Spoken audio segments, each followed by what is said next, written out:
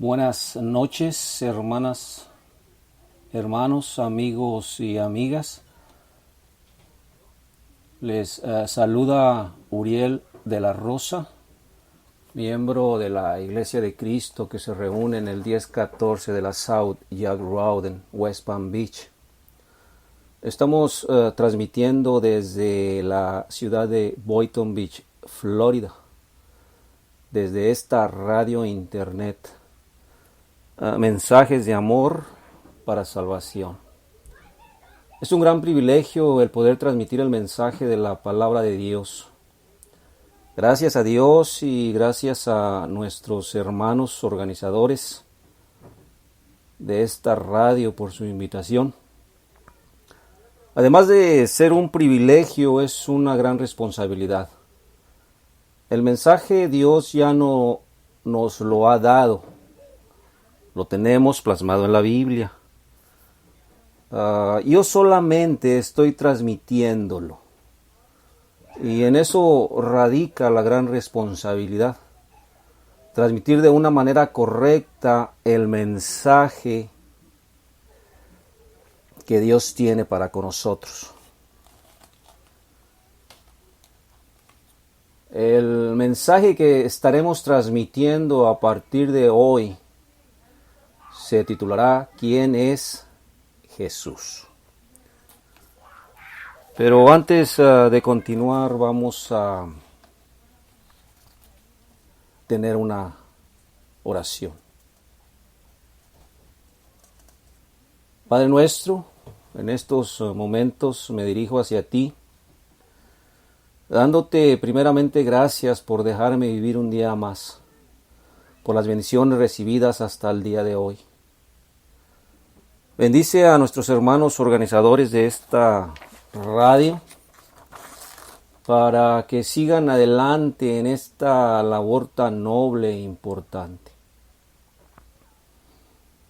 En este día, Padre, estoy por iniciar una serie de estudios y cuyo objetivo es conocer quién es Jesús, conocer su ministerio aquí en la tierra, saber y entender que por el gran amor que tienes para la humanidad, mandaste a tu Hijo, a Jesús, a morir en una cruz. Te pido tu ayuda, te pido que me ilumines, que sea tu palabra la que se transmita. En el nombre de Cristo Jesús, amén.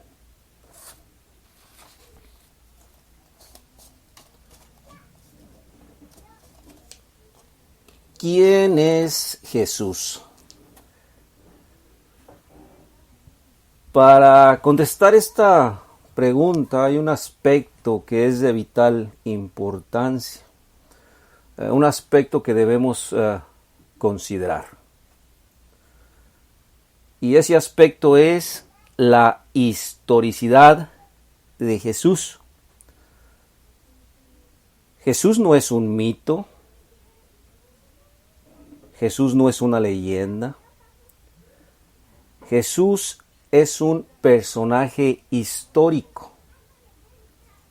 Y esto nos tiene que quedar bien claro. Pero, ¿en qué basamos esa afirmación? Si alguien nos pregunta, ¿quién crees tú? Uno va a decir en Jesucristo, en Jesús. Te van a preguntar también, ¿y cómo sabes que existió? ¿Cómo sabes que es una persona que existió aproximadamente hace 2000 años? Y nosotros debemos de estar capacitados para contestar esa pregunta.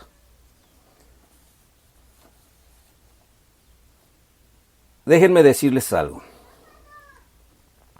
La historicidad de Jesús está también documentada que a estas fechas todo aquel que quiera ir en busca de la verdad de manera sincera y de manera honesta encontrará que Jesús realmente existió. Encontrará que Jesús es un personaje real. ¿Evidencias? Bueno, a continuación las vamos a mencionar. Primeramente, encontramos evidencia interna. ¿Qué quiere decir esto? Que encontramos evidencias de que Jesús es un personaje histórico en los evangelios. Siendo más específicos, pero también encontramos evidencia en todo lo que es el Nuevo Testamento. Y hablando de los evangelios, estos documentos son documentos históricos de gran valor. Los autores de estos libros obtuvieron información directa de testigos oculares. ¿Qué quiere decir esto? Quiere decir que fueron escritos entre 25 y 70 años después de la muerte y resurrección de Jesucristo. Aunque a estas fechas no tenemos los documentos originales, se han encontrado copias y que datan de entre la edad temprana del segundo siglo hasta antes de la invención de la imprenta, que fue en el siglo XV, el año de 1440, que fue cuando se inventó la imprenta, para ser más precisos. ¿Cómo entendemos esto? Déjenme, les doy un ejemplo.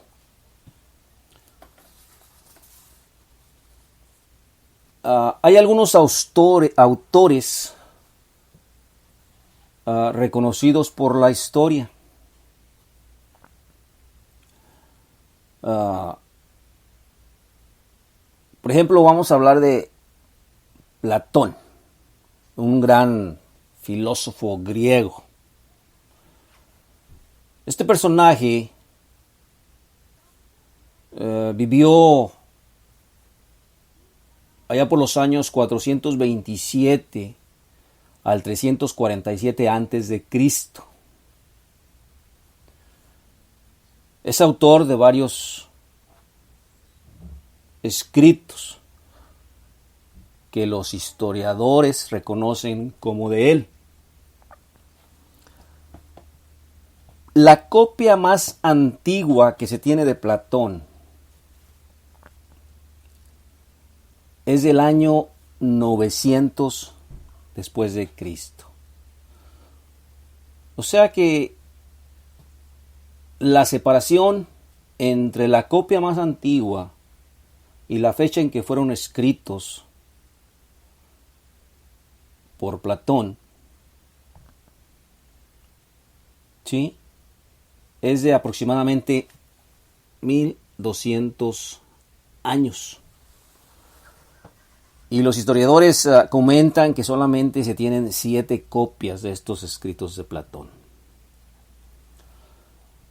Tenemos otro gran político griego y gran orador, Demóstenes. Este vivió en el año 300 antes de Cristo. La copia más antigua de sus escritos data del año 1100 después de Cristo.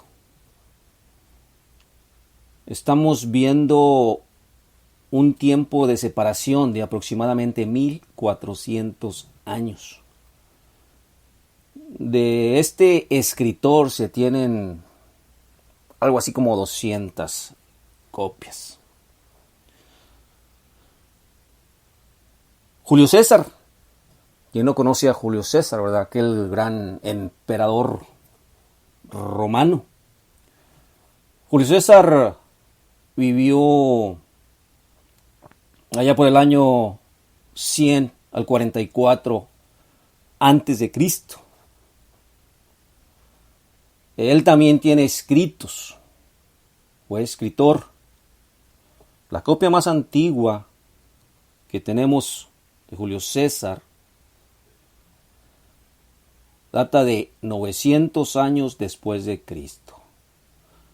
Tenemos un tiempo de separación entre la fecha en que fueron escritos y la copia más antigua de 1000 años. Y se tienen aproximadamente 10 copias de esos escritos.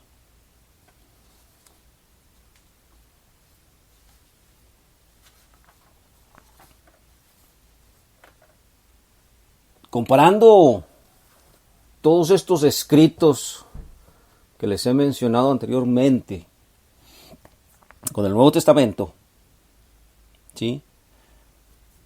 Veremos una gran diferencia.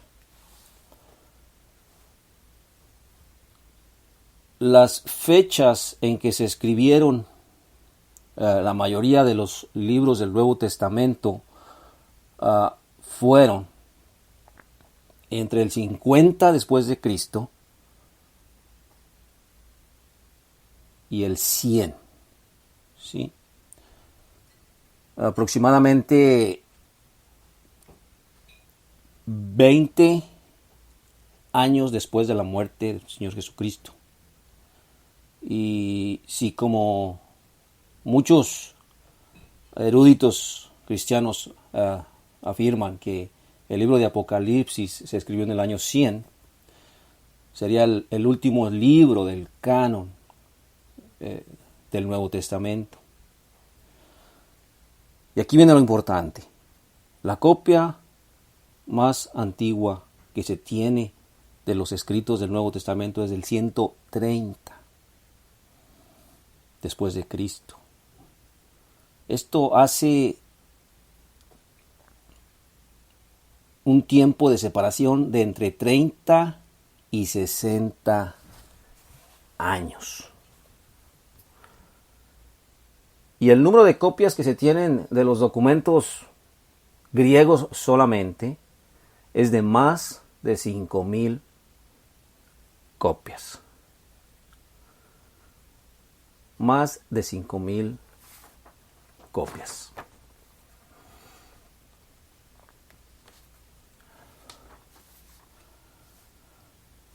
Déjenme decirles esto, hermanos, amigos. No hay libro de los tiempos antiguos que se compare al Nuevo Testamento. Dios ha proveído mucha evidencia de su revelación por escrito. La integridad del Nuevo Testamento está más que comprobada. Déjenme, les doy números nuevamente. Manuscritos en griego tenemos más de 5000. Manuscritos en otros lenguajes tenemos más de 9000. Y si esto no fuera suficiente, también tenemos citas del Nuevo Testamento hechos por los llamados padres de la iglesia. Estas citas, la cantidad de ellas son de más de 36,000 citas del Nuevo Testamento hechas por los padres de la iglesia. Algunos eruditos estiman que si todos los manuscritos griegos y los manuscritos en otros lenguajes del Nuevo Testamento llegaran a extraviarse. Estas citas del Nuevo Testamento, estas 36,000 citas aproximadamente del Nuevo Testamento, hechas por los padres de la iglesia, serían suficientes para volver a reconstruir nuevamente el Nuevo Testamento. Y esto es para darnos una idea, ¿verdad?, de la cantidad de evidencia que tenemos. En términos de probabilidad, diríamos que la certeza que tenemos de que lo que estamos leyendo ahorita es lo que escribieron en su tiempo los escritores es de más del 95%. Es una probabilidad demasiado altísima. En otras palabras, prácticamente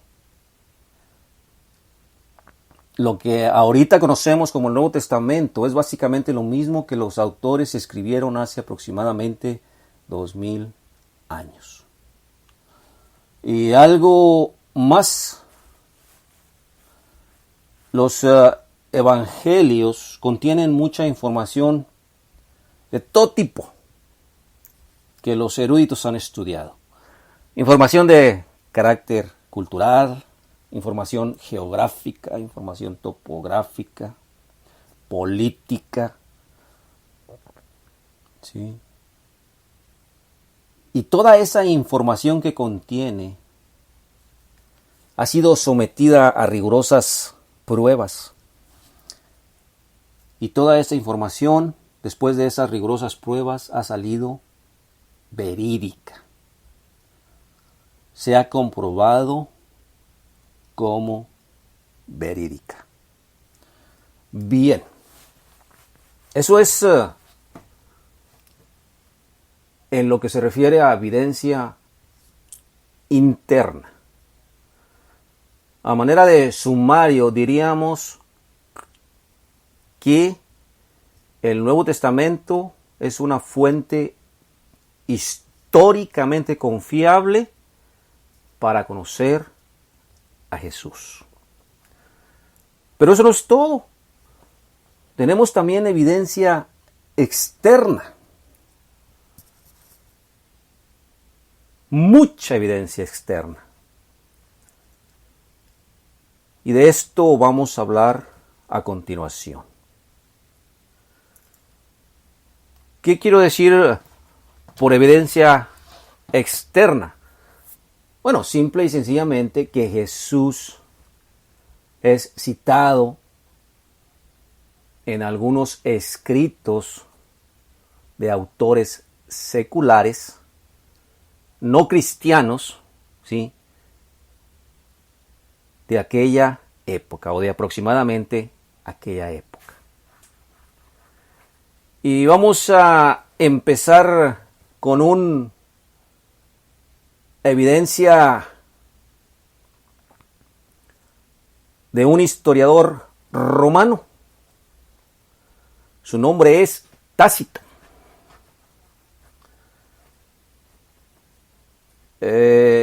A este personaje fue un senador, fue un historiador del Imperio Romano. Este personaje es considerado, Tácito, como uno de los grandes historiadores romanos. En uno de sus escritos, llamado Los Anales, menciona a Cristo. Y esta es una de las fuentes más antiguas seculares que lo menciona. Este historiador vivió entre el año 56 y 120 después de Cristo. Fue contemporáneo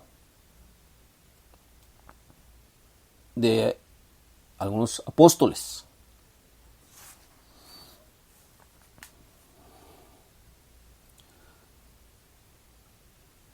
Los historiadores nombran a esta referencia, escuchen, nombran a esta referencia de Jesús como la más importante fuente fuera del Nuevo Testamento. Una vez más, les repito, los historiadores nombran a esta referencia de Jesús como la más importante fuente, ¿sí?, fuera del Nuevo Testamento.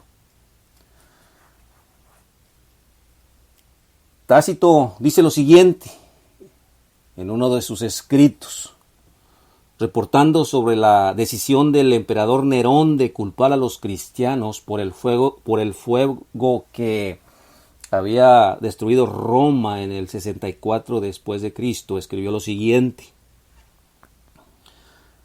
sin embargo, ni por industria humana, ni por larguezas del emperador, ni por sacrificios a los dioses, se lograba alejar la mala fama de que el incendio había sido mandado.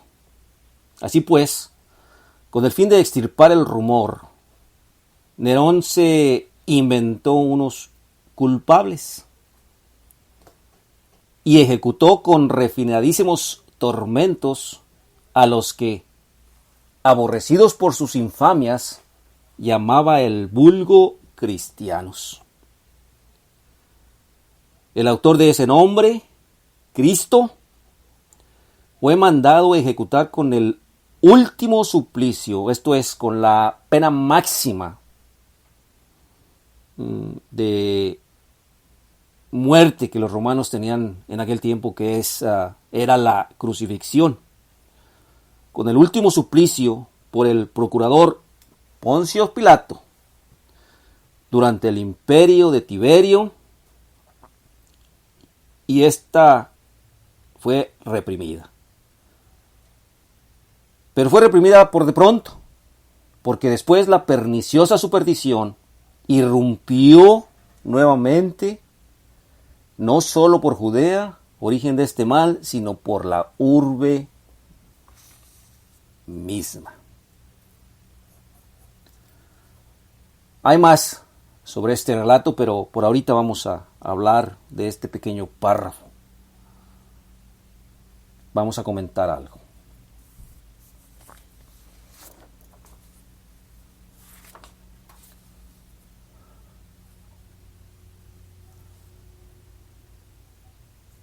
¿Qué podemos aprender de esta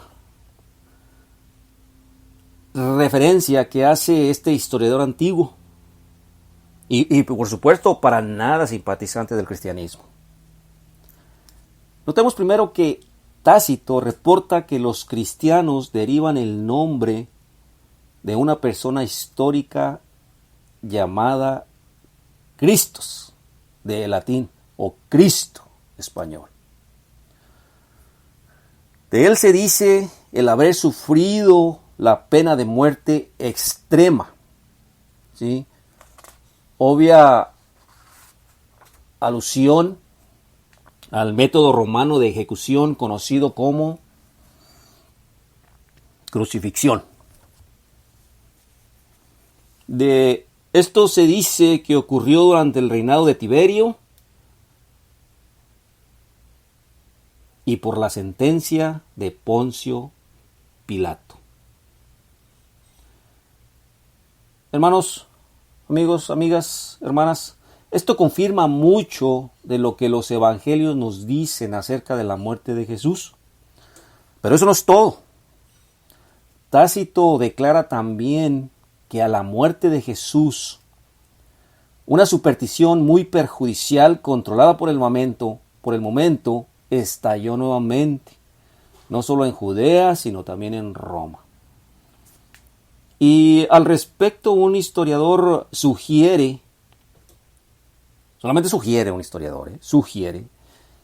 que Tácito aquí nos está dando un testimonio indirecto sobre la convicción que tenía la iglesia del primer siglo de que Cristo, que había sido crucificado, se había levantado de la tumba. Si bien esta interpretación es especulativa, ayuda a explicar por qué se dio tan rápido el extraño crecimiento de una religión basada en la adoración de un hombre que había sido crucificado como criminal.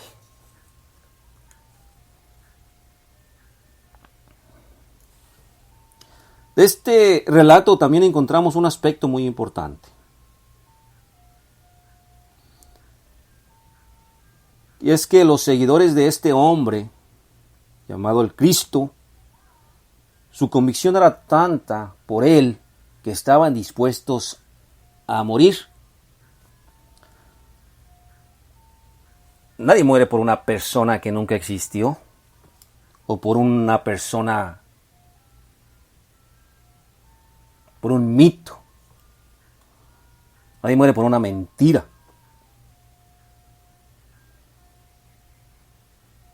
¿Sí?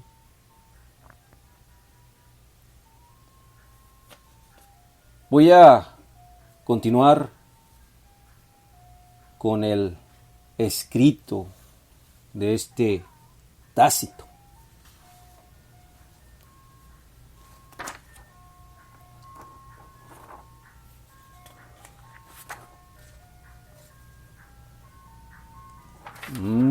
A ver, ¿dónde nos quedamos? Aquí. Ok. Después del escrito donde nombra directamente a Jesucristo, los cristianos, a Tiberio, a Poncio Pilato, la pena máxima, la crucifixión, escribe o sigue escribiendo lo siguiente.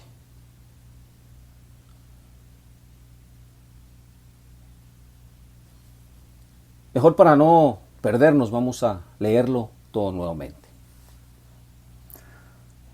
Sin embargo, ni por industria humana, ni por larguezas del emperador, ni por sacrificios a los dioses, se lograba alejar la mala fama de que el incendio había sido mandado. Así pues, con el fin de extirpar el rumor, Nerón se inventó unos culpables y ejecutó con refinadísimos tormentos a los que, aborrecidos por sus infamias, llamaba el vulgo cristianos. El autor de este nombre, Cristo, fue mandado a ejecutar con el último suplicio por el procurador Poncio Pilato durante el imperio de Tiberio, y reprimida por de pronto la perniciosa superstición, irrumpió de nuevo no solo por Judea, origen de este mal, sino por la urbe misma, a donde confluye y se celebra cuanto de atroz y vergonzoso hay por donde quiera. Así pues, se empezó por detener a los que confesaban su fe, luego por las indicaciones que éstos dieron, toda una ingente muchedumbre, esto es, multitud de personas, quedaron convictos. No tanto del crimen de incendio, cuanto de odio al género humano. Su ejecución fue acompañada de escarnios. Escuchen, hermanos, la manera de cómo fueron martirizados en esos tiempos los cristianos.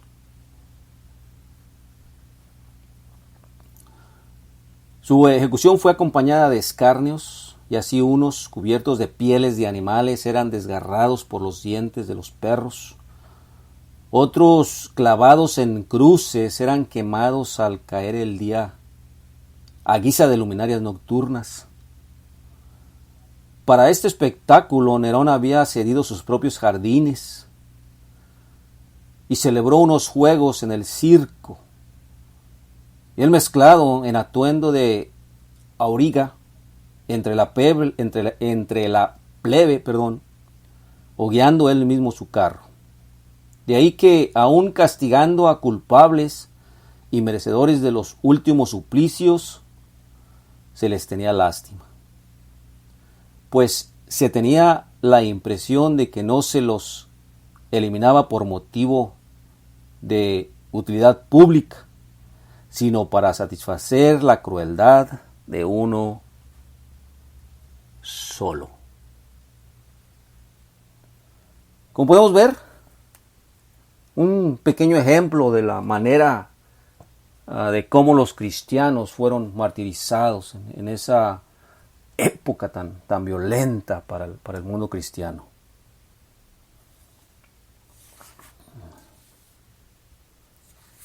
Podemos ver que los cristianos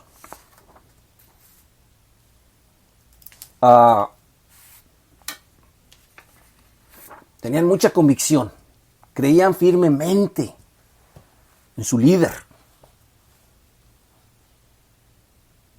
en un líder real, un líder histórico, un líder que existió. Eso debemos siempre de tenerlo en mente. Bien, aparte de Tácito,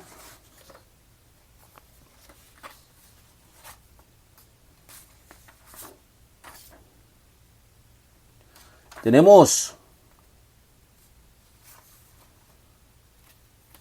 a otros autores, escritores también de aquellos tiempos no cristianos. Por ejemplo, tenemos a Plinio el Joven, romano también. ¿Sí? Tenemos evidencia de Josefo, un historiador de origen judío que, vamos a decirlo de esta manera, trabajaba para el emperador romano. El emperador romano le pagaba para que Josefo le reportara. Él menciona a Jesús en esos escritos.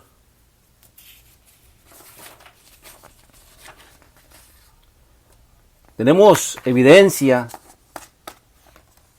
del Talmud. El Talmud eran una serie de documentos escritos por los rabinos. Se trataba de tradiciones escritas que ellos venían recabando a través de los tiempos.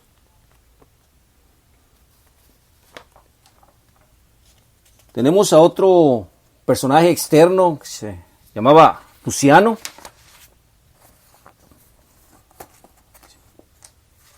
Y hay más. Como les dije, la evidencia que tenemos sobre la existencia del Jesús histórico es abrumadora.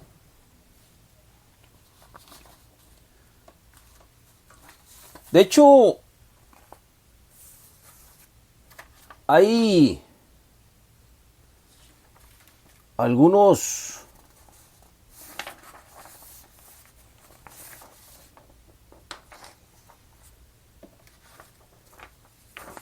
aspectos de la vida de Jesús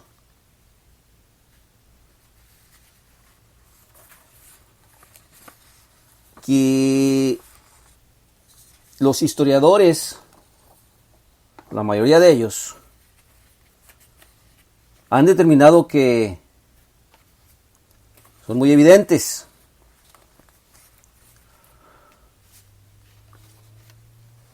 Número 1 tenemos la muerte por crucifixión de Jesús. Es un aspecto ampliamente aceptado por la mayoría de los eruditos. Número 2, la tumba vacía. Este relato que tenemos al respecto en los evangelios particularmente lo que se refiere a las mujeres que van a la tumba y al personaje que es el encargado de sepultar el cuerpo de Jesucristo, José de Arimatea. Los historiadores comentan que estas dos narraciones que tenemos en los evangelios hacen muy probable que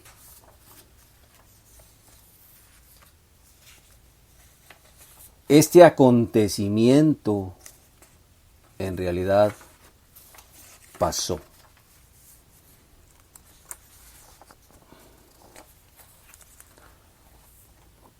Tenemos también las apariciones.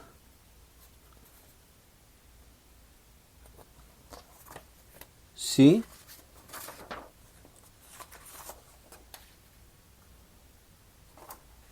Las apariciones de Jesucristo.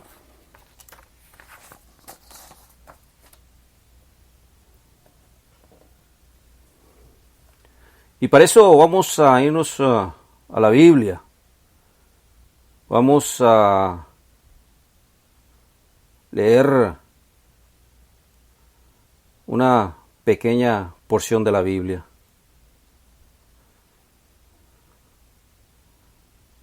La cita la encontramos ahí en Primera de Corintios 15. ¿Sí?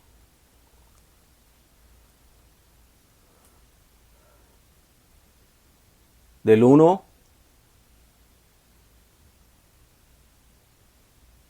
al 8. Lo vamos a leer. Ahora les hago saber, hermanos, el evangelio que les prediqué, el cual también ustedes recibieron, en el cual también están firmes, por el cual también son salvos si retienen la palabra que les prediqué o les anuncié, a no ser que hayan creído en vano. Porque yo les entregué en primer lugar lo mismo que recibí, que Cristo, el Mesías, murió por nuestros pecados conforme a las Escrituras, y que fue sepultado y resucitó al tercer día conforme a las Escrituras, que se apareció a Cefas, esto es Pedro, y después a los 12, y luego se apareció a más de 500 hermanos a la vez, la mayoría de los cuales viven aún, pero algunos ya duermen, esto es, murieron. Después se apareció a Jacobo, Santiago, luego a todos los apóstoles. Y el último de todos, como a uno nacido fuera de tiempo, se me apareció también a mí.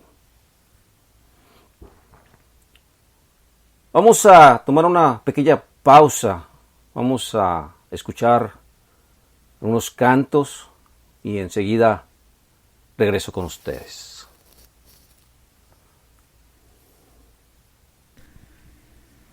Pusiste un canto en mi alma y lo tengo que cantar. Tu espíritu en mi vida me hace proclamar en mi corazón. Te quiero alabar. Pusiste un canto en mi alma al hacerme. Pusiste un canto en mi alma y lo tengo que cantar. Tu espíritu en mi vida me hace proclamar en mi corazón. Te quiero alabar. Pusiste un canto en mi alma al hacerme. Canta mi alma, y en tu nombre alabaré. Canta mi alma, y tu nombre yo honraré. Canta mi alma, mi vida te dedicaré. Canta mi alma. Pusiste un canto en mi alma y lo tengo que cantar. Tu espíritu en mi vida me hace proclamar en mi corazón. Te quiero alabar. Pusiste un canto en mi alma al hacerme. Pusiste un canto en mi alma al hacerme. Pusiste un canto en mi alma al hacerme.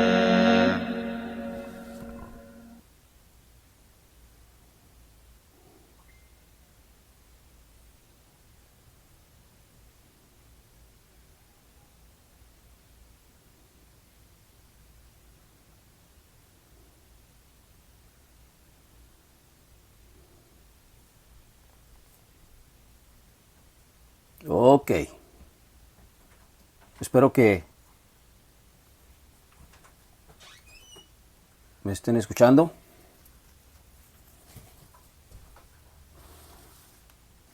Aquí estamos de regreso. Vamos a hablar de lo leído ahí en 1 Corintios 15.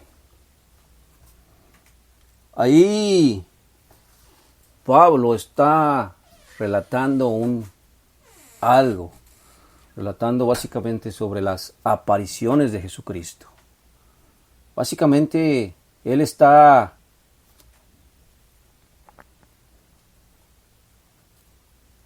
recitándoles un credo. ¿Qué quiere decir esto? Que él les está narrando algo que él ya había escuchado.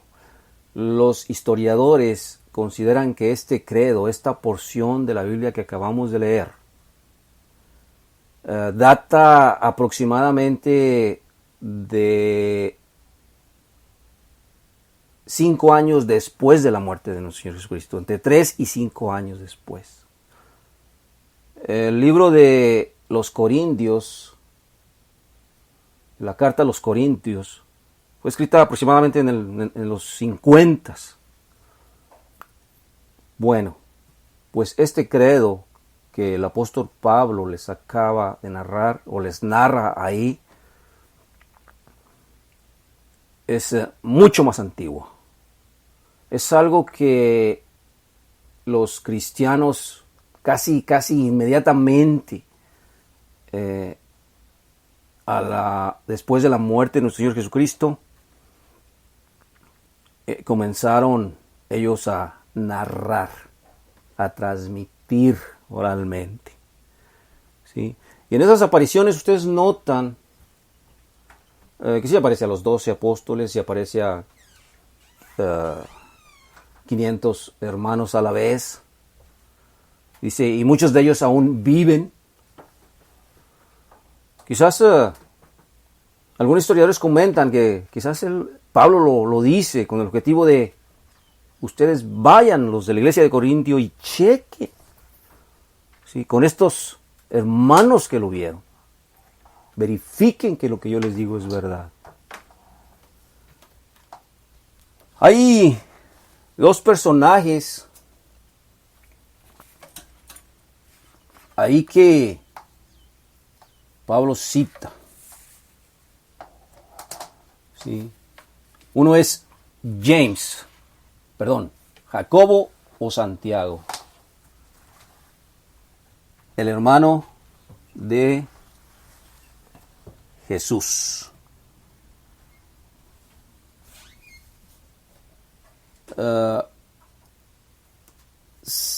Como todos sabemos,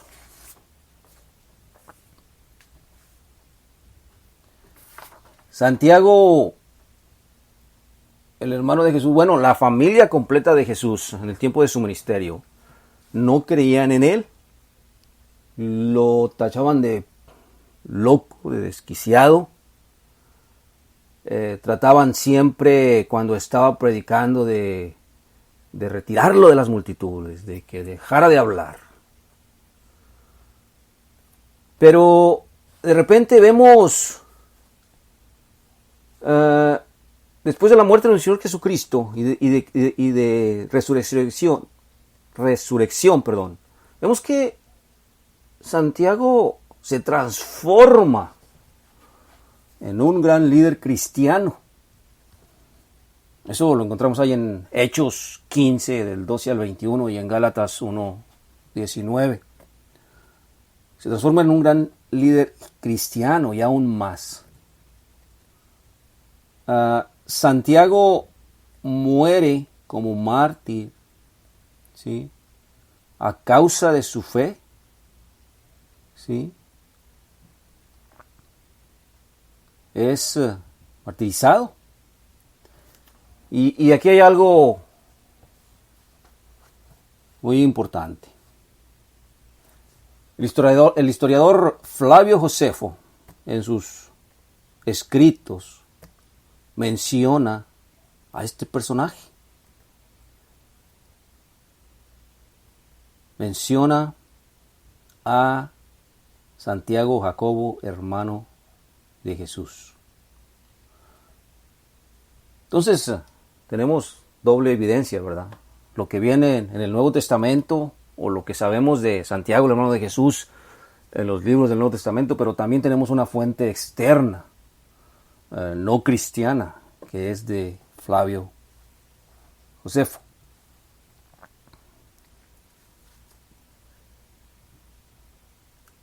Ahí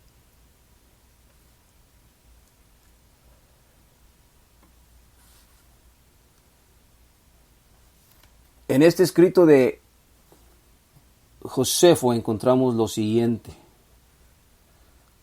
Dice, teniendo tal carácter, el sacerdote Anás, aprovechando que Festus había muerto, y Albinus, el nuevo que iba a regresar a gobernar la región de Judía, estaba en el camino, él tendría la oportunidad apropiada para matar a Santiago. Y lo que hizo fue de llevar a Santiago enfrente de los jueces del Sanedrín. Llevó al hermano de Jesús, que era quien era llamado el Cristo, así lo escribe Josefo, cuyo nombre era Jacobo o Santiago, y llevó también a otros más. Y los acusó de haber transgredido la ley y los apedrearon. El testimonio de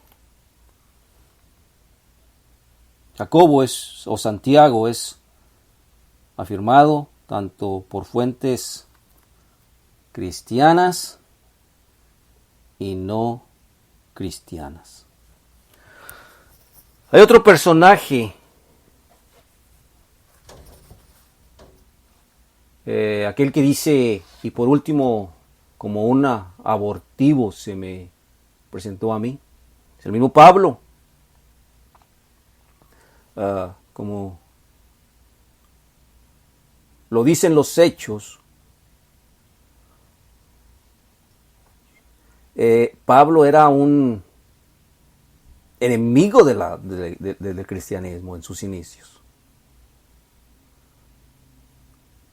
Pablo era, él mismo lo dice, un celoso fariseo. Pablo entregaba a las autoridades a los cristianos y se llenó las manos de sangre. Pero de repente Pablo se convierte al cristianismo. ¿Qué fue lo que originó esa rápida conversión?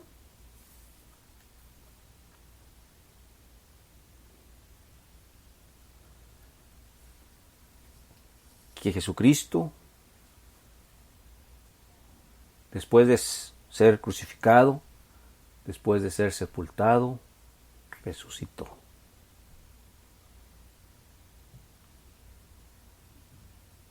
Se le apareció a él. Solamente así nos podemos explicar el súbito cambio del apóstol Pablo.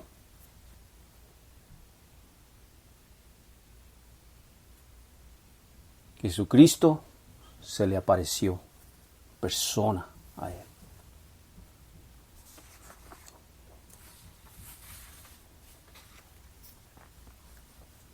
Antes de terminar, de hacer un sumario breve, vamos a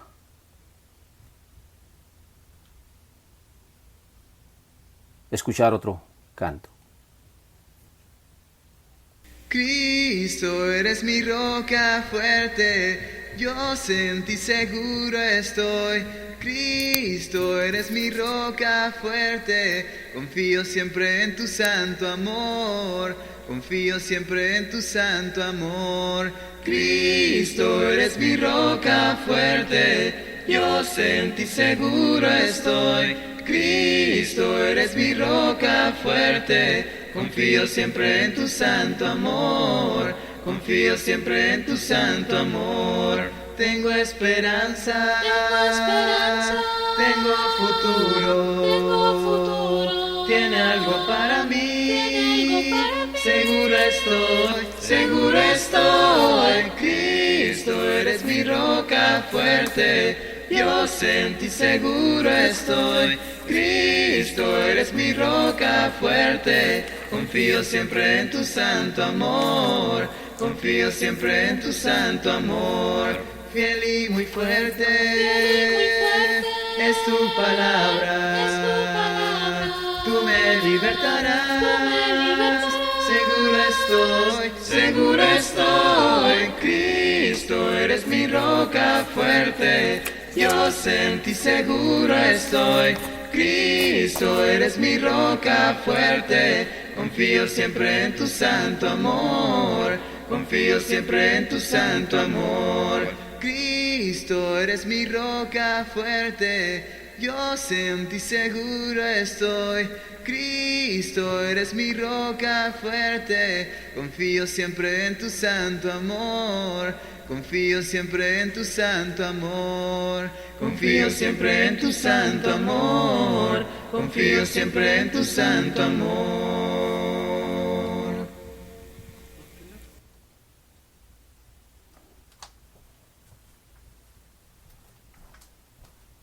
Bien. Hermanos, ya para concluir,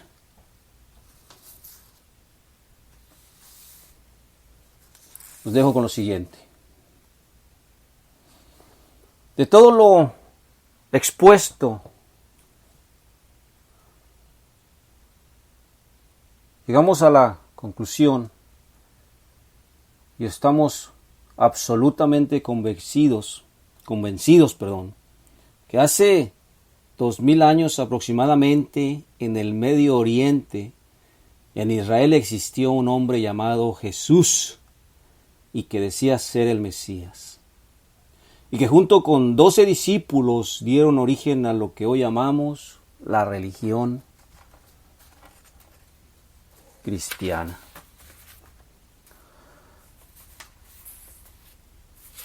En la próxima intervención, si Dios me lo permite, vamos a empezar a ver la